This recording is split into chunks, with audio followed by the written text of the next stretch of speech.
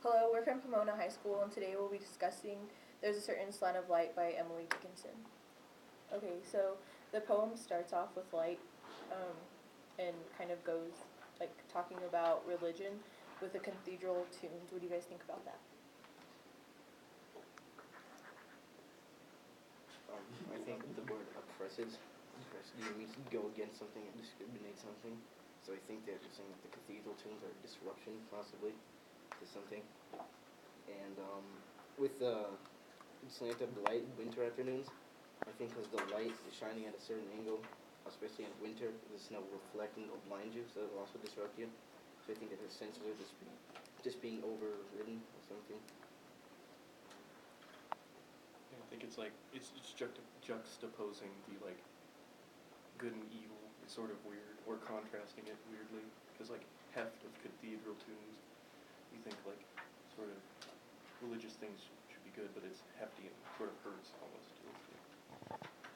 Why do you think she had it as a winter afternoon? Do you think it had something to do with depression because it's in the winter? Yeah, I kind of saw it as like on a winter afternoon, it's kind of like gloomy and like kind of overcast, so that kind of like takes away some of the light. But then like where like the sun can shine through the clouds is you get like a ray of light or like a slant of light that appears in like certain little spots, not like all over the place. Why do you think she alludes so much to like heaven and cathedrals in this poem?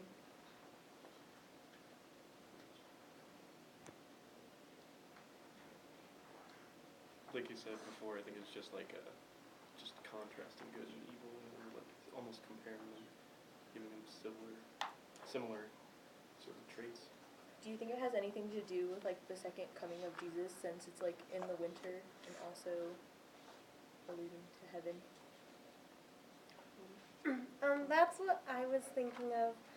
Um, I kind of see it as like the stanza that talks about heavenly hurt and scars is kind of like the crucifixion, and how that's like the way, like internally, like that's where you're different, how you choose to go.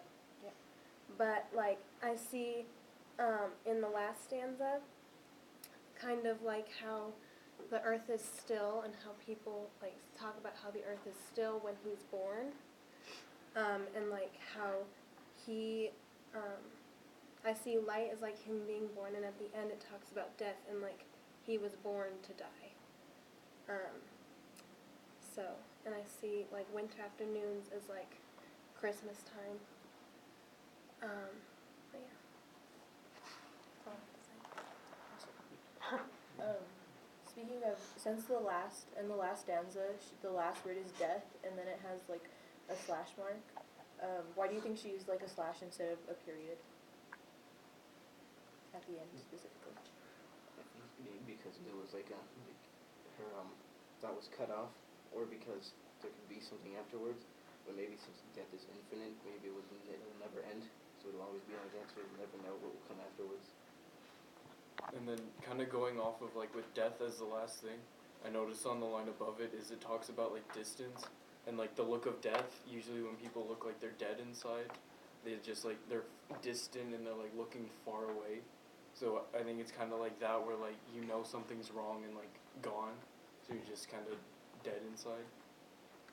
I also thought if we think of it in like the terms of Jesus and like this following his death, um, like the slash mark could be that like he might like come back, or like there's an afterlife or something, and so the dashes like throughout the poem to represent like him like continuing on maybe. What do you think, Justin?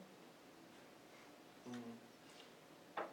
Well, yeah, I think the dash is like significant, the different meanings of what she's trying to explain with the heaven and like the light and dark, like with the internal difference and where the meanings are. She's trying to explain like the internal, really meanings of how the heavenly hurt can really affect you. Just trying to symbolize it all. In the third stanza, the first line says, "None may teach it any." What is your guys' take on that? I thought it couldn't be taught because it was just something you were born that you knew you were able to do. That's what I got out of that. Like, it's human nature. I thought it was interesting how right after that it talks about a seal. And again, in like the biblical sense, it might be like the seal of approval of heaven. Did you guys have anything else in agreement or against that? Well, I was thinking that the seal is like her feelings inside, because with the internal difference, I felt that that was her feelings and everything, and she's trying to say where the meanings are, to try to get someone to notice that's where she's actually feeling things. And she's saying that none may teach it any until the seal despairs, that none may actually feel it until that she's actually broken, and they can actually feel what she's feeling.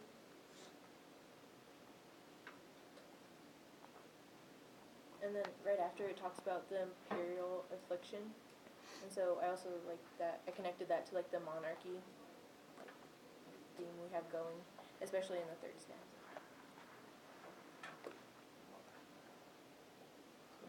I talk about the fourth stanza real quick. Yeah. So when it says when it comes, the landscape listens.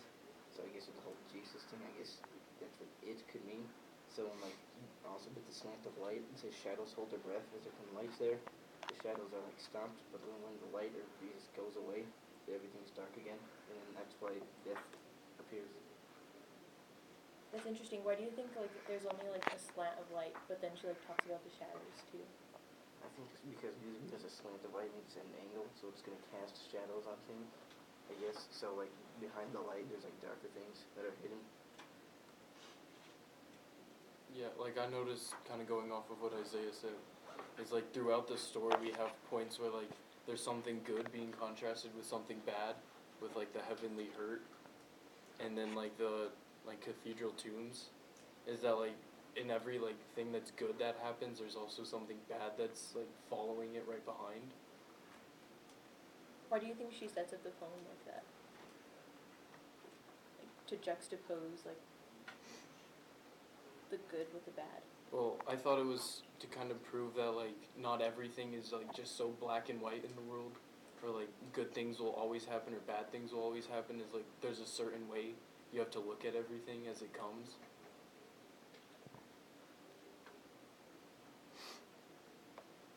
Before in the last stanza, before she ends it, she talks about when it goes to like the distance. What distance do you think she's referring to? The distance on someone's face. Yeah. Why? Because that's the last thing you'll see of them, really. It's just that look in them.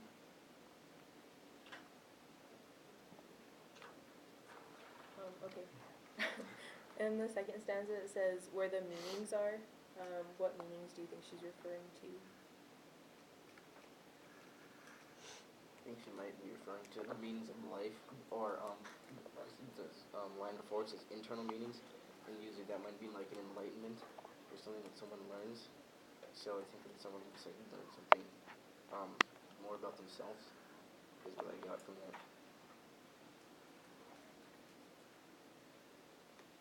Do you think it has the whole poem has something to do with like a sunset? It's like the slant of light, and then like it's an afternoon, but then also like if you think about like the allusion to like the biblical sense, do you think she set that up like purposely?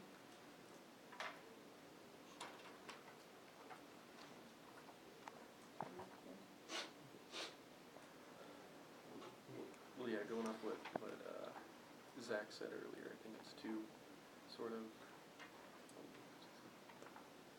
it's to juxtapose the good and the bad, to show that there's always something bad that follows the good.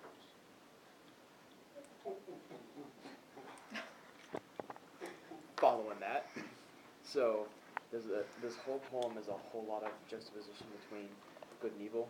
The whole thing with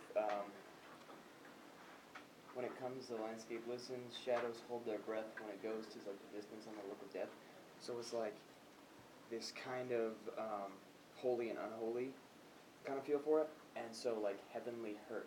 What do we feel about heavenly hurt? And what does that give you a kind of connotation of? Well, right there, I noticed kind of like a paradox, where like you think of heavenly and you think of like good for you and like like a grand place, but then you have hurt, which is like it's bad for you. So she continues to like juxtapose the two, and then like it's bad comes with the good. And so that's where there's a certain slant of light. Could it be?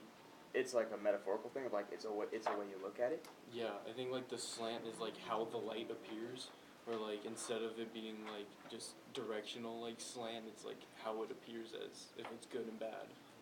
Do you think it could also be like someone being cast down from heaven, heavenly hurt, and then they're coming down from that small slant of light, I don't know, the darkness possibly? Yeah, that's why I thought like the whole poem was about like the second coming of Jesus, not necessarily like about his whole life, maybe like how it kind of happens again.